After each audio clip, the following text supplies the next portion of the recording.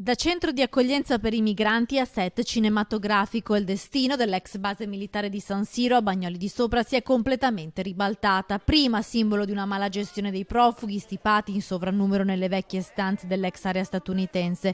Ora quegli alloggi verranno sistemati e utilizzati per una serie TV diretta dal premio Oscar a Luca Guadagnino, prodotta dall'americana HBO e da Sky. Finalmente abbiamo portato nel territorio una realizzazione di un qualcosa che andrà a livello internazionale, proprio per dare lustro al nostro paese, che ne abbiamo effettivamente molto bisogno. Quindi da un hub, un centro di malagestione, ecco, da una ingerenza statale forte, invece a una ripresa della nostra realtà e anche ripresa della nostra immagine. Le riprese inizieranno tra un paio di settimane. Impossibile riprendere i lavori che sono in corso per sistemare l'area. Tutto è top secret, ma qualche dettaglio sulla trama della miniserie è trapelato. La storia racconterà di due adolescenti americani in una base militare in Italia. Tutti credono sia una coppia, ma in realtà il ragazzo di 14 anni avrà una relazione romantica con un soldato più grande.